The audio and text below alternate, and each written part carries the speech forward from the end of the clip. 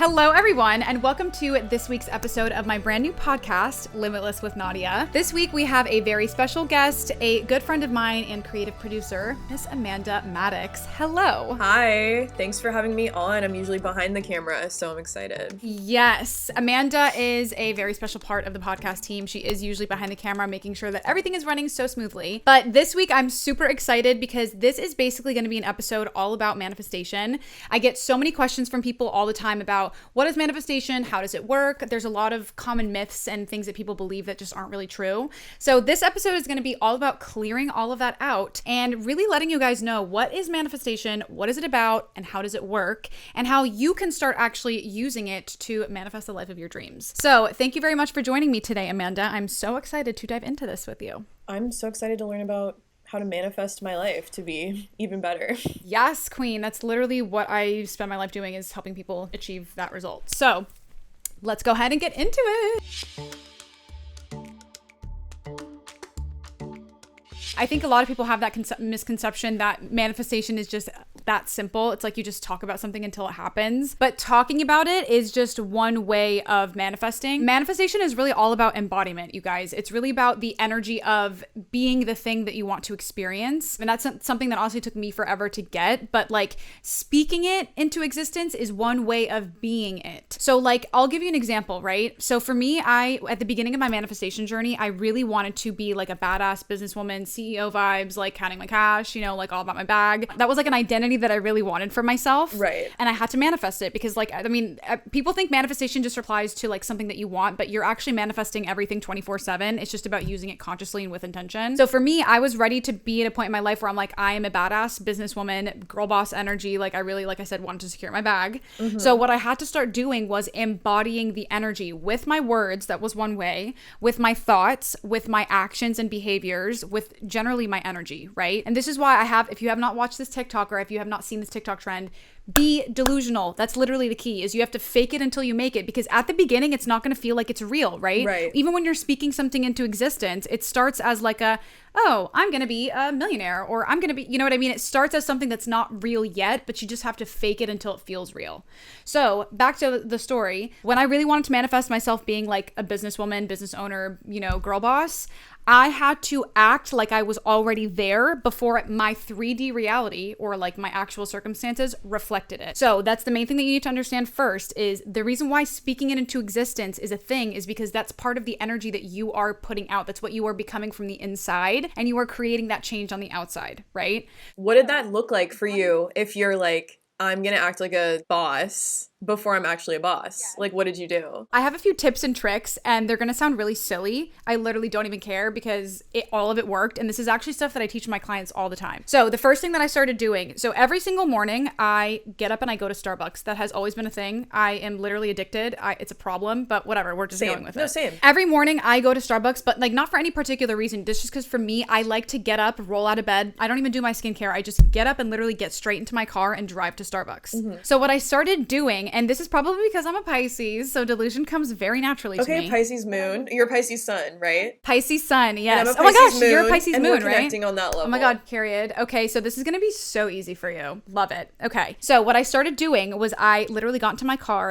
and from the moment I stepped foot in my car to the moment I came back, I was in my mind, I'm playing a role. I'm literally acting. So I would literally get in my car and be like, okay, starting right now, almost like a timer, I am going to be a badass businesswoman, CEO, girl boss vibes, and I'm going to pretend that this is literally my reality. I'm going to think all the thoughts. I'm going to speak all the words. I'm going to carry myself with like the posture of a very like, so I got to go home and count my cash, right? Like all of those little things. I would embody it in the moment just to train my body with the experience of what it would feel like if it was real, because that's the key. Energy does not lie. You can pretend, but the universe is like, I see what you're actually doing. That does not count. So you have to actually fake it, but make it feel like it's real in the moment so that you can train your brain and your body with the emotions and the thought patterns of actually living in that reality. So I would think things like, oh my God. And this is, by the way, you guys, I was dead broke. I had no money, and I was actually in hella debt at the time. So my outer reality was seriously conflicting with the imaginary reality that I was constructing in my head. That's okay. Lean into the delusion. That's literally what you're supposed to do. Also, just so that everyone knows, obviously, Nadia has the podcast now. So it worked. Manifested. Period, Pooh. Yes.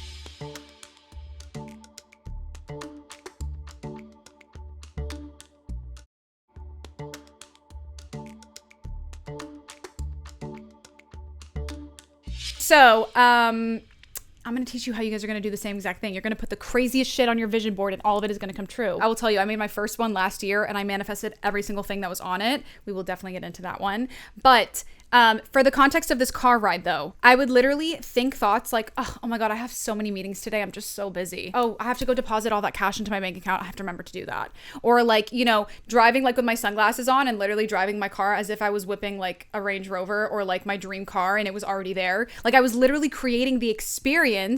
I mean, iconic, but it's also kind of funny because I was literally broke and I was like in debt. So it's like, you know, that's the point though, is that it has to feel delusional at first. Lean into it, treat it like it's a game. So I started doing that literally every single morning on my drive. So it was like I made a habit out of it and it was fun for me. I got to listen to my music, pretend I was that bitch, you know, like really just lean into it. You committed to the bit. Oh my God. I committed to the bit. I literally committed to the bit and look where it ended up. Until it came true. Until it came true. But the thing is, people expect it to be like a major shift overnight.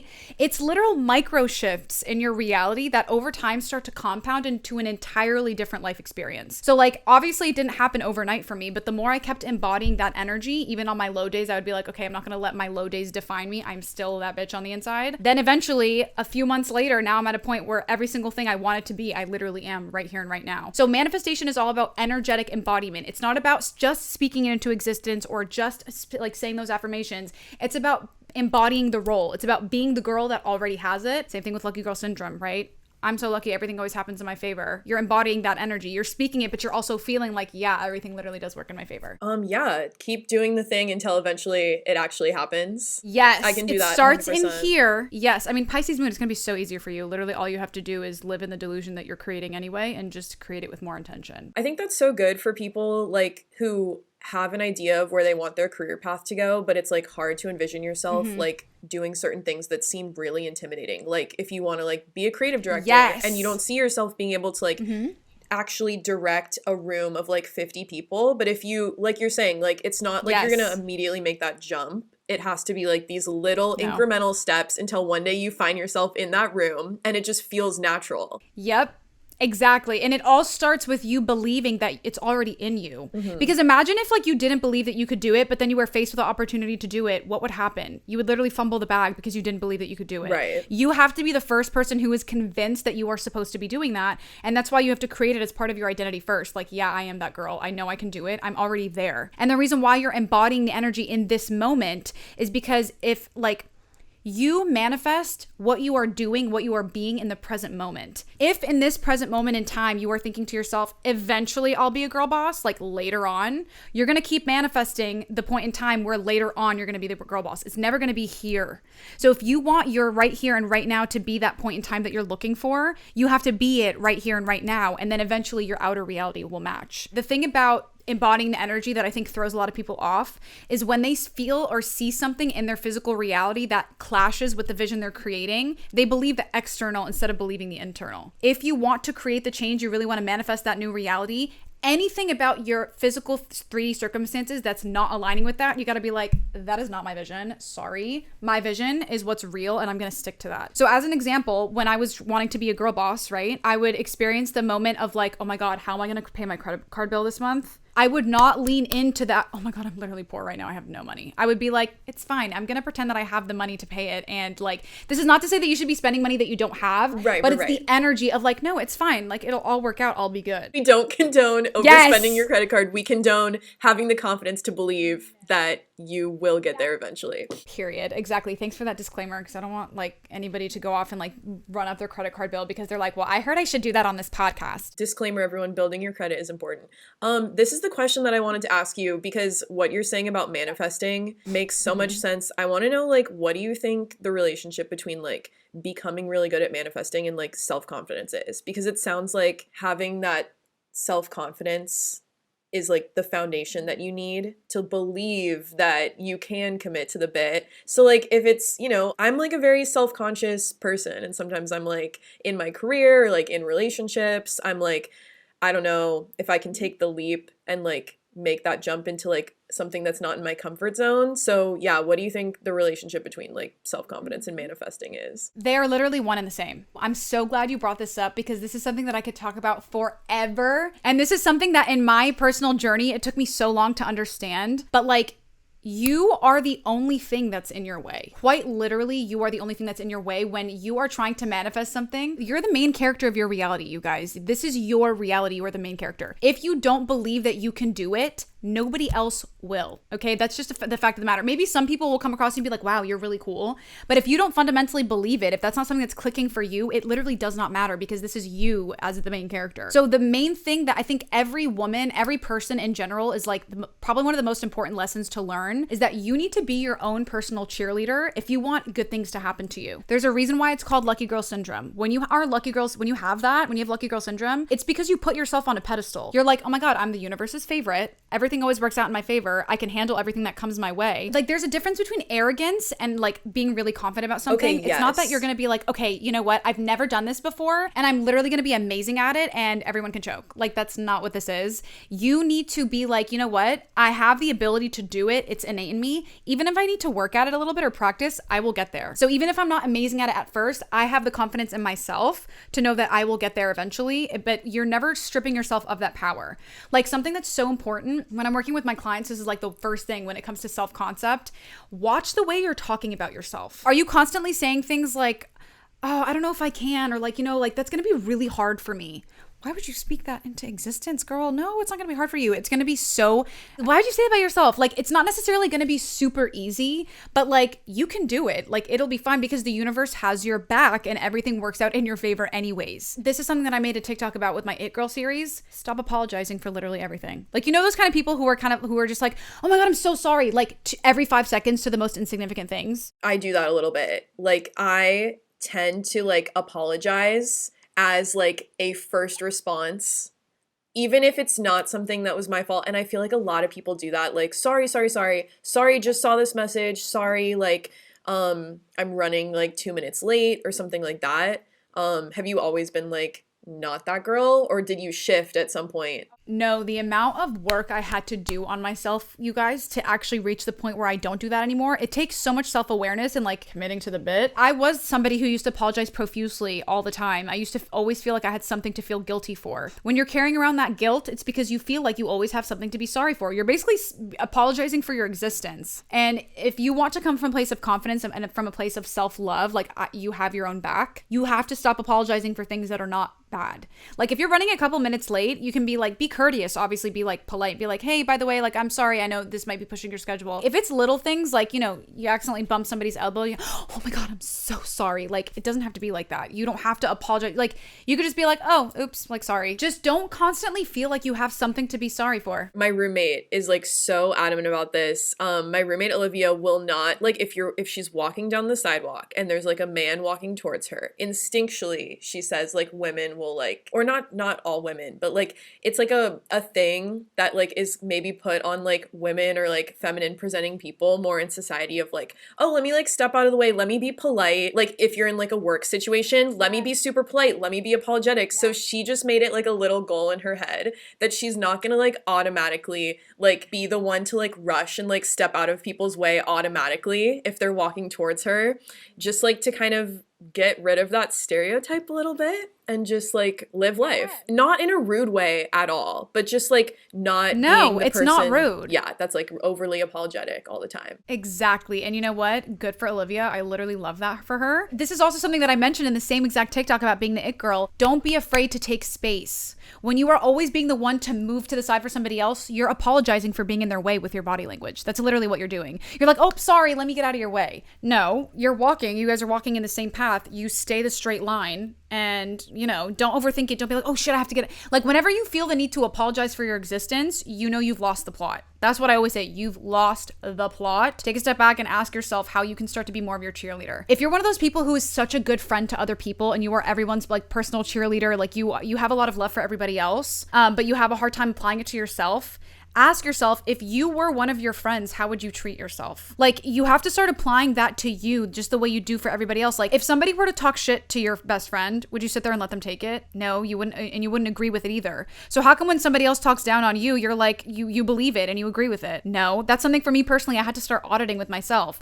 Whenever somebody would say something negative about me, I would believe it. And I would be like, oh my God, that's true. And that makes me feel like shit about myself. But when you realize that you deserve the same level of love and support and confidence that you give to everybody else, you'll start to be like, actually, that's so not true because I know exactly who I am. I'm my own personal cheerleader and you can't tell me anything. It's going to feel like you're being a little bit stuck up at the beginning because it's such a stark contrast to what you've been used to doing your whole life. Commit to the bit. Commit to the bit. Commit to the bit. If it's not just speaking things into existence, manifesting, I know like I said before about like making vision boards. I know a couple people that do that like at the beginning of the year or at the beginning of a month and like make cutouts of what they want and put it on a vision board. I'm somebody who likes to journal stuff. I don't typically journal like goals though. I talk about like what happened in the day. So I don't know, should I start like just talking about what I want to happen too? Like tell me all the tips. This is so perfect. Like the way you're phrasing these questions just makes it so easy for me to answer. Okay, here's the thing. When it comes to vision boarding or what you're talking about is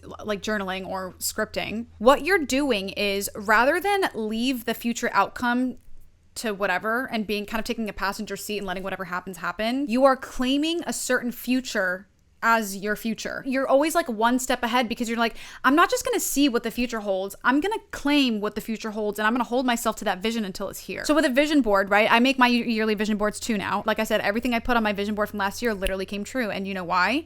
It's because I had a set like list of goals that were represented by visual, like a photo, and I built momentum towards those goals because I would look at it and I would be like, that's what's happening for me. That is literally what my future is. That's what I'm manifesting. That's what's on its way to me. I saw part of Nadia's vision board and having a podcast was on it from last year. So it works. No, literally. Like, I think we should maybe do an episode of me talking about literally every single thing I manifested because some of these things are like, you wouldn't even believe it, how down to the T it was from what I asked for to what I got. And if you're not on that side of TikTok yet, a really specific one, I have to pick my favorite. Okay, so this, like, last year was really all about securing my bag, like, because I was in such a broke place that I was like, you know what, I really want to create financial abundance for myself. I really want to feel like I'm well off. I want to be able to take care of whoever, like my family, people I love, myself. I went on Google for my vision board last year and I looked up bank statements, or like, you know, when you pull up your mobile banking account, it shows you the numbers in your accounts. Yeah. I picked a random one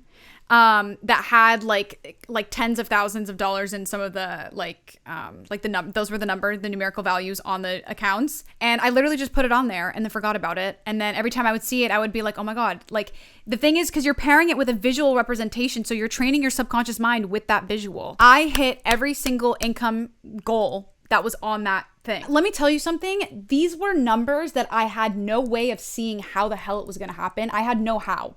The how was not there. This was at a point like before my career actually took off, before I landed any career in social media, before I started working as a coach and like getting my clients, like before my bag had even been close to being secured. I was like, I'm going to put this number on here because this is what I want to see. And this feels like a pretty reasonable step up from what I'm doing now. I mean, by reasonable, I mean like it felt like a huge jump, but I was like, I'm going to trust that this is all going to work out. What do I have to lose?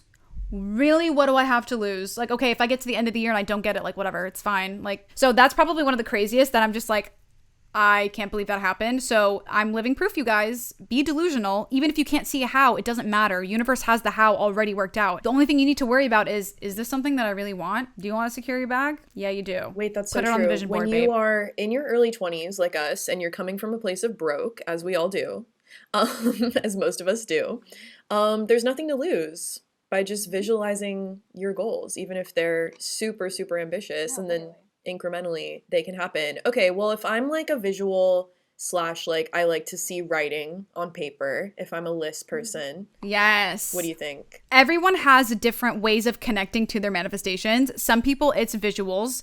I think everybody should have a vision board regardless. But if you're somebody who really likes to journal and you really connect with the words while you're writing, not everybody has that, some people do, then you need to start leaning into scripting, which is basically like a vision board where you're like predicting the future or claiming the future ahead of time, but you're writing it out. Like, this is what I used to do when I would do my scripting, is I would get out my manifestation journal and I would write the date as if it were, like, I would post date it like a couple months into the future. And I would write a letter to the universe. I would be like, dear universe, I am so excited that I have all my manifestations. Like, I would pretend like I was already there. And what is that doing? That's energetic embodiment. You are training your brain and your body with the reality of the thing that you want to experience. Like, I would write things down in my journal of like, oh my God, universe, I'm so excited that I landed my dream career in social media. I get to work 4 hours a day. I get to make like 6 figures a year. I get to, you know, speaking all of that into existence, right? And literally talking talking about it not as if it's something that's going to happen in a future point in time, but literally as if it's happening right now. Like you're already there, and it's almost like you're looking at it in the past like it's a memory. So that's hardwiring the neural pathways in your brain of like it's already happened. Now your subconscious is like, bet, now we're actually going to make it happen. Universe is like, bet, now it's time to actually make it happen. And then you're on the right track to getting into alignment.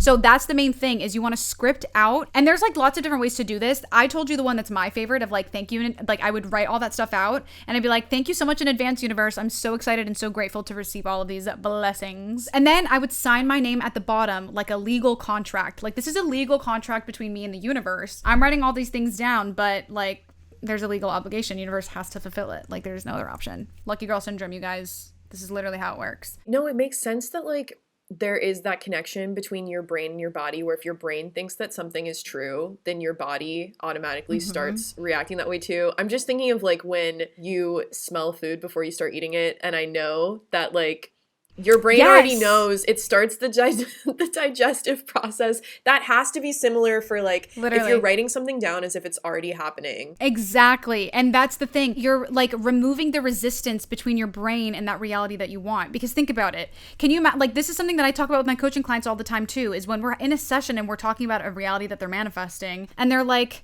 oh, but that just feels so unrealistic and that's just never going to happen. I'm like, whoa. Slow down. Because when you talk about it like that and you're affirming that it's not a realistic plausibility, you're never going to believe that it's real. And if you can't believe that it's real, at least in some other dimension of reality, you can't manifest it, because that's like your biggest blockage. At least you have to be open to the possibility that it could happen.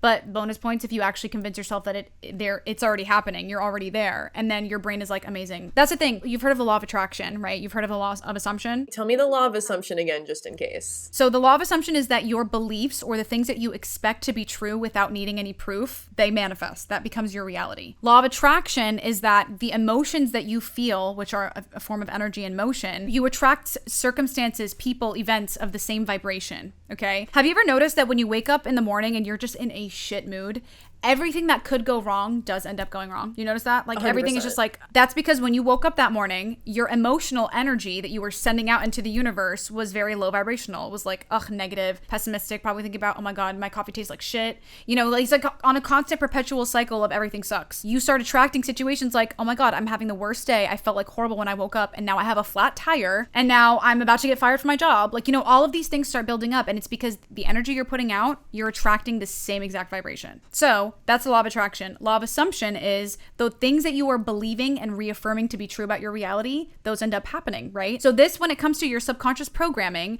it's like, okay, what are the thoughts that you typically have on repeat? This is a common misconception. People think, okay, law of assumption, that means every single thought that I think ends up manifesting. Like, oh my God, I have intrusive thoughts of like, what if my whole family died tomorrow? Like, you know, that's not it. I truly, Nadia, have an anxiety that I've always had where I'm like, oh my God, if I like think that something bad is going to happen, if I like have a bad feeling about it and it's like stuck in my head, then maybe it's actually going to happen in real life. But it's always in like an anxious context. It's not usually in like a positive context. How do I get rid of that? So here's the thing. Number one, you want to eliminate the fear that every single anxious thought is going to manifest, because here's the rule, the golden rule. And it took me so long to learn this. And that's why I was always like, oh, every single thought anxious thought is going to manifest, because I also had really bad anxiety, is you have to think of it like this. There's the 51-49 rule. Okay.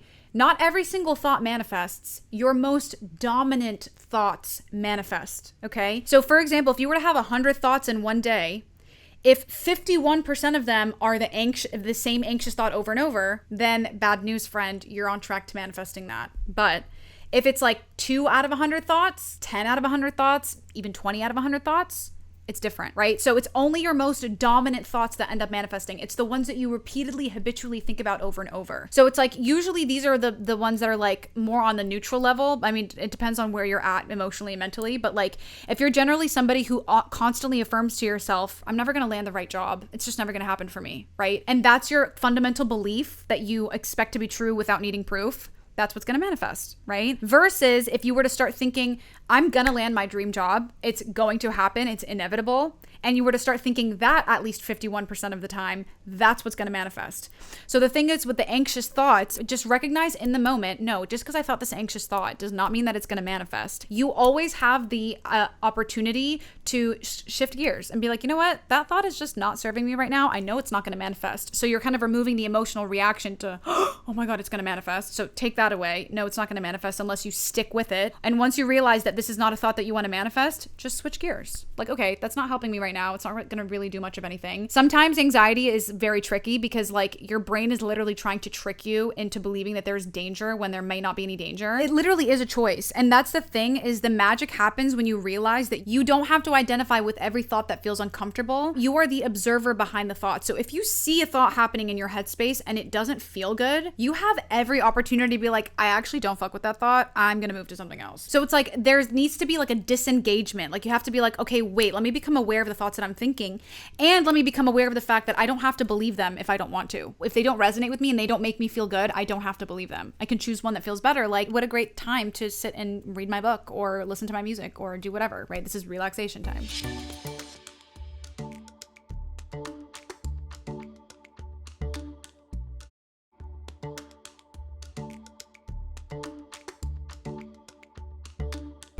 Okay, I have one more question that you just made me think of that I really want to ask you about manifesting, because this is a huge problem that I have like my whole life, and I think it has to do with anxiety. I think they're tied into each other.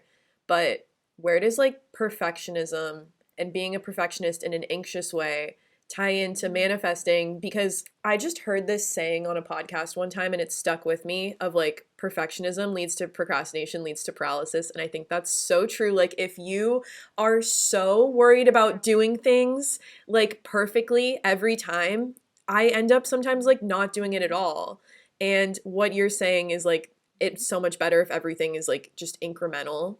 But I don't know, like where do you think that plays into manifesting? The problem with the perfectionist mindset is that you are constantly, number one, you're doing everything with the motivation or the underlying reason of it needs to be a certain way. You are attached to a certain outcome. That is a problem. When you're manifesting, if you want it to be a good experience, a good thing, you have to practice what's called the law of detachment of, I don't really care what the outcome is. I don't care how it ends up. I know it's going to end up exactly fine, right? Lucky girl syndrome. Everything always works out in my favor. The second thing that you want to ask yourself is, okay, am I enjoying this process? Like, how can I start to enjoy this? Like, how can I really put myself in this task, but not for the sake of, okay, I'm doing this because I'm expecting a certain outcome.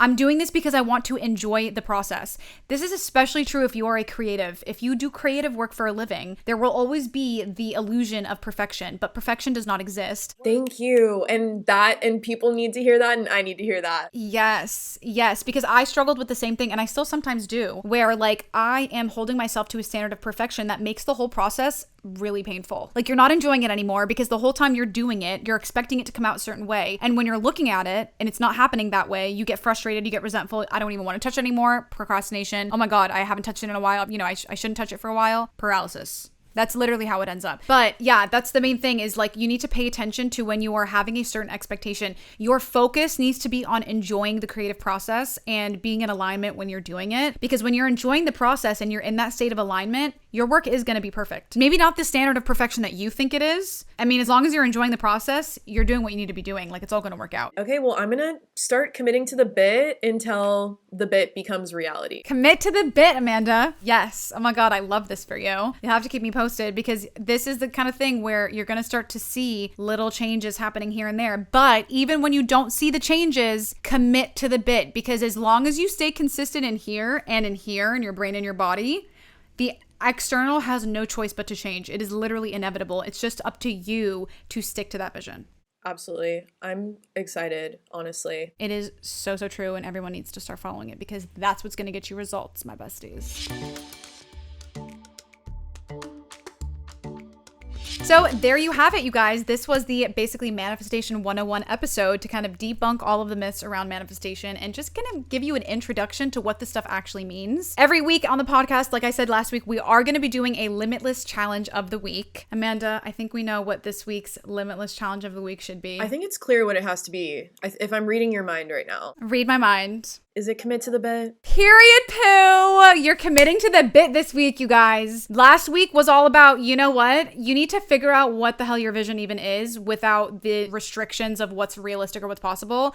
Be delusional. Who are you and what is your most ideal future? And how can you commit to the bit this week? How can you start acting like this is already your reality on a regular daily basis? And how can you have fun with it? I know how I'm going to commit to the bit this week and have fun with it. I'm going to be like OG Nadia pre-podcast. I'm going to wake up every morning and drive to Starbucks as the producer that I dream to be. What was your Starbucks order like back in the day? I go through these phases where if I'll come up with an order like myself, and if I like it, I will become obsessed with it for like 2 months until I literally wake up one day and I'm like, I hate this. So what it was for a long while was double or triple iced espresso shot with 1 pump of white chocolate mocha, pumpkin cream cold foam, and some cinnamon. Like, the number of people I put onto this was like actually insane. Like, I had people literally going to Starbucks all the time and then sending me screenshots and they're like, oh my God, this is fire. Lots of sugar. Would not recommend doing that every day, but you know what? I'm here for a good time. But yes, that's what my order was. That's what you should try out. Wow, thank you so much. I have so much to take with me in the next 7 days. Thank you guys so much for joining us today. I hope you found this episode very helpful and informative. And don't forget to join us next week on next week's episode. Make sure to follow and subscribe wherever you get your podcasts, Apple Music, Spotify, and also don't forget to subscribe to the Past Your Bedtime YouTube channel where you will find the video version of this podcast. One last thing, don't forget to follow me on Instagram and TikTok to keep up with all the manifestation shenanigans. I will see you guys next week. Thank you for tuning in.